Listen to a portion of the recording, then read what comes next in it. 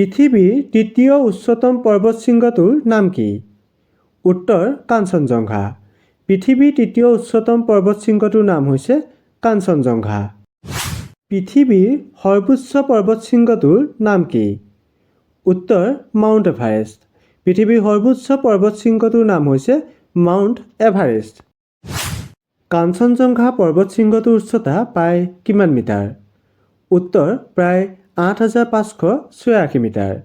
কাঞ্চনজংঘা পৰ্বতশৃংগটোৰ উচ্চতা প্ৰায় ৮৫৮৬ মিটাৰ। ভাৰতৰ সৰ্ববৃহৎ নিৰ্মল পানীৰ হ্ৰদটো ক'ত অৱস্থিত?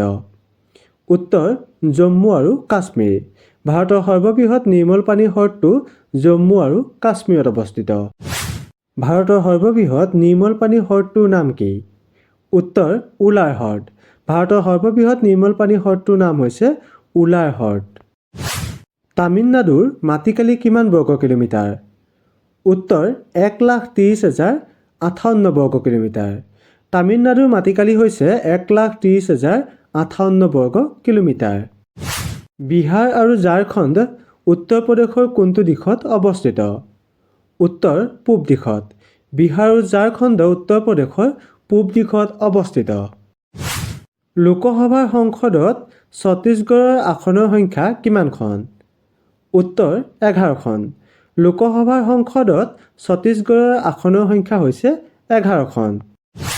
হাৰিয়ানা বিধানসভাৰ আসনৰ সংখ্যা কিমানখন? উত্তৰ ৮৭খন। হাৰিয়ানা বিধানসভাৰ আসনৰ সংখ্যা হৈছে ৮৭খন। উৰিষ্যাৰ ৰাজধানী চহৰখনৰ নাম কি? উত্তৰ ভুৱনেশ্বৰ। উৰিষ্যাৰ ৰাজধানী চহৰখনৰ নাম হৈছে ভুৱনেশ্বৰ। উৰিষ্যাৰ সাক্ষৰতাৰ হাৰ কিমান? উত্তৰ ৭৩.৪৫%।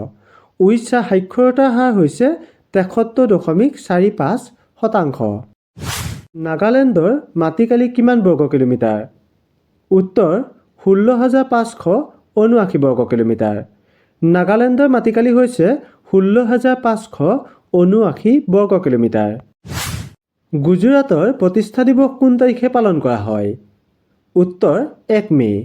গুজৰাটৰ প্ৰতিষ্ঠা দিৱস ১ মে' তাৰিখে পালন কৰা হয়। ভাৰতৰ একমাত্ৰ পুৰুষ নদীখনৰ নাম কি? উত্তৰ ব্ৰহ্মপুত্ৰ।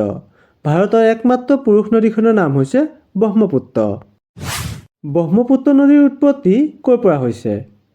উত্তৰ তিব্বতৰ মানস সৰোবৰ হ্ৰদৰ পৰা। তিব্বতৰ মানস সৰোবৰ হ্ৰদৰ পৰা ব্ৰহ্মপুত্ৰ নদীৰ উৎপত্তি হৈছে।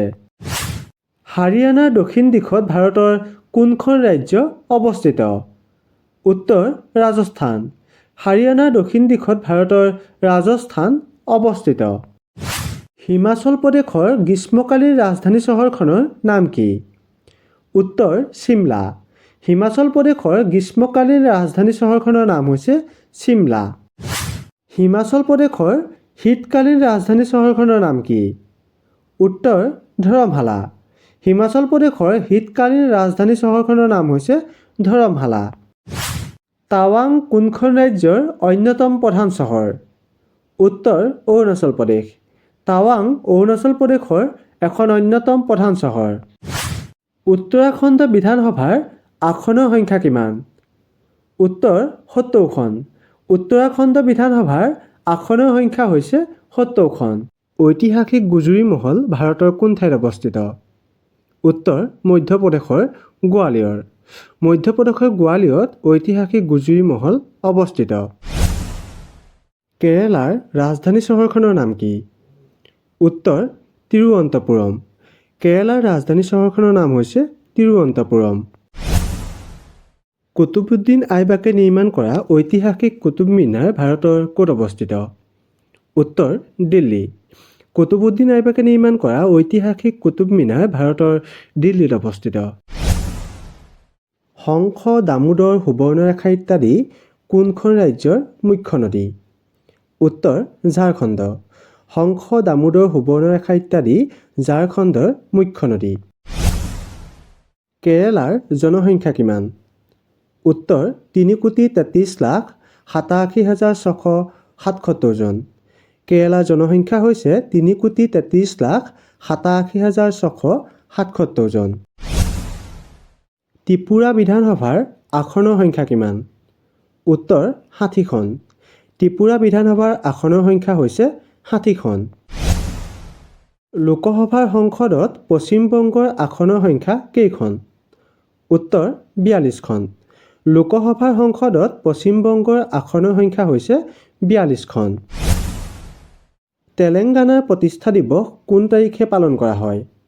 উত্তৰ 2 জুন। তেলেংগানাৰ প্ৰতিষ্ঠা দিৱস 2 জুন তাৰিখে পালন কৰা হয়। ঐতিহাসিক হাৱা মহল ভাৰতৰ কোন ঠাইত অৱস্থিত?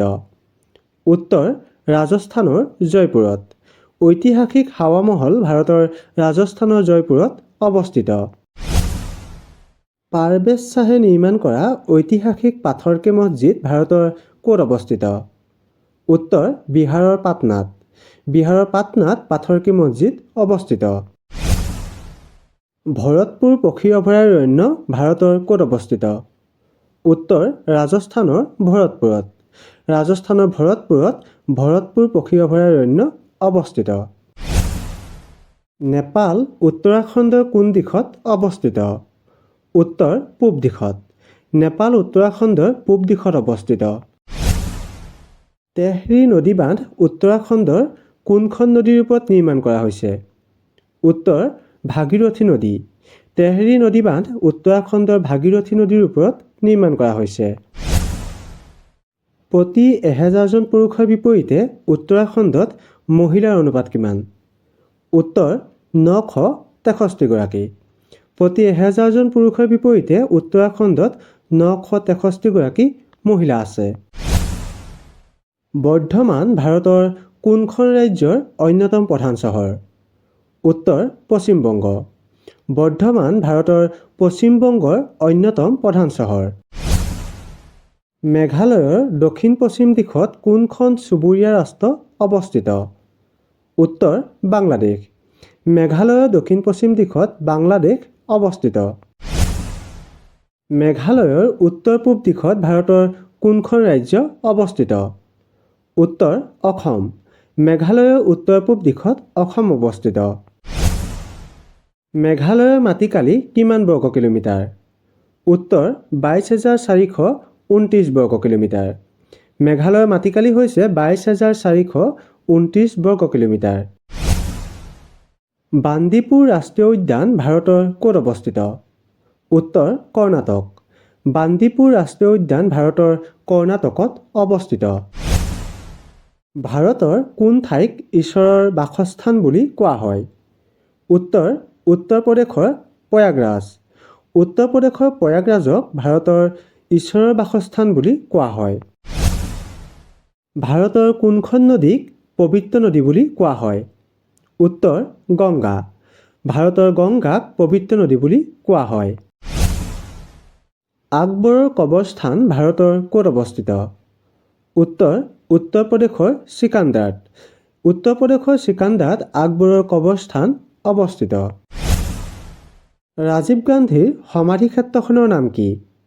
উত্তৰ বীৰভূমি। ৰাজীৱ গান্ধীৰ সমাধি ক্ষেত্ৰখনৰ নাম হৈছে বীৰভূমি। ভাৰতৰ ভিতৰত কোনটো ৰাষ্ট্ৰীয় ঘাইপথ সবাতোকৈ দীঘল? উত্তৰ 44 নং ৰাষ্ট্ৰীয় ঘাইপথ। ভাৰতৰ ভিতৰত 44 নং ৰাষ্ট্ৰীয় ঘাইপথ সবাতোকৈ দীঘল।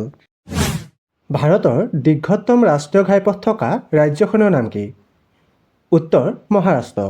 ভাৰতৰ দীৰ্ঘতম ৰাষ্ট্ৰীয় ঘাইপথ থকা ৰাজ্যখনৰ নাম হৈছে মহাৰাষ্ট্ৰ। উত্তৰ প্ৰদেশ বিধানসভাৰ আসনৰ সংখ্যা কেইখন? উত্তৰ 404খন। উত্তৰ প্ৰদেশ বিধানসভাৰ আসনৰ সংখ্যা হৈছে 404খন। গোৱাৰ পূব আৰু দক্ষিণ দিশে ভাৰতৰ কোনখন ৰাজ্য অৱস্থিত? উত্তৰ কৰ্ণাটক। গোৱাৰ পূব আৰু দক্ষিণ দিশে ভাৰতৰ কৰ্ণাটক ৰাজ্যখন অৱস্থিত।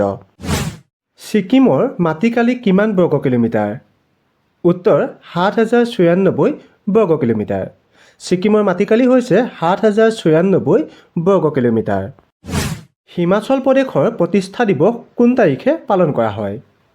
উত্তৰ 15 এপ্ৰিল। হিমাচল প্ৰদেশৰ প্ৰতিষ্ঠা দিৱস 15 এপ্ৰিল তাৰিখে পালন কৰা হয়। দিল্লীত প্ৰতি 1000 জন পুৰুষৰ বিপৰীতে মহিলাৰ অনুপাত কিমান? উত্তৰ 866গৰাকী। দিল্লীত প্ৰতি 1000 জন পুৰুষৰ বিপৰীতে 866গৰাকী মহিলা আছে। ৰাজস্থানৰ ৰাজধানী চহৰখনৰ নাম কি? উত্তৰ জয়পুৰ। ৰাজস্থানৰ ৰাজধানী চহৰখনৰ নাম হৈছে জয়পুৰ। মিজোৰামৰ সাক্ষৰতাৰ হাৰ কিমান? উত্তৰ 91.58%। মিজোৰামৰ সাক্ষৰতাৰ হাৰ হৈছে 91.58%। লোকসভাৰ সংসদত গোৱাৰ আসনৰ সংখ্যা কেইখন? উত্তৰ 2খন। লোকসভাৰ সংসদত গোৱাৰ আসনৰ সংখ্যা হৈছে 2খন। ভাৰতৰ বেটুৱা নদীখনৰ উৎপত্তিৰ উৎস কি? উত্তৰ বিন্ধ্যাচল পৰ্বত। ভাৰতৰ বেটুৱা নদীখনৰ উৎপত্তিৰ উৎস হৈছে বিন্ধ্যাচল পৰ্বত। কেৰালাৰ কোনখন হ্ৰদক সোঁতবিহীন বুলি কোৱা হয়? উত্তৰ কায়ালছ হ্ৰদ। কেৰালাৰ কায়ালছ হ্ৰদক সোঁতবিহীন বুলি কোৱা হয়। নন্দা দেৱী পৰ্বত শৃংগৰ উচ্চতা কিমান মিটাৰ? উত্তৰ প্ৰায় 7816 মিটাৰ। নন্দা দেৱী পৰ্বত শৃংগৰ উচ্চতা হৈছে 7816 মিটাৰ। গোৱাৰ জনসংখ্যাৰ ঘনত্ব কিমান?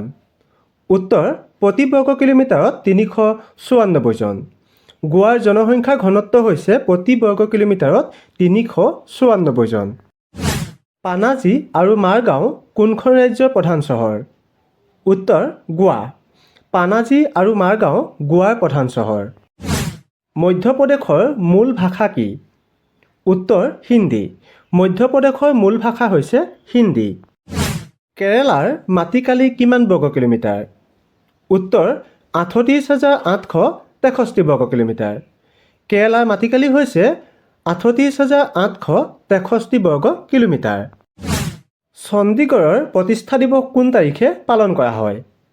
উত্তৰ 1 নৱেম্বৰ। চণ্ডীগড়ৰ প্ৰতিষ্ঠা দিৱস 1 নৱেম্বৰ তাৰিখে পালন কৰা হয়। ৰাজ্যসভাৰ সংসদত বিহাৰৰ আসনৰ সংখ্যা কেইখন? উত্তৰ 16খন।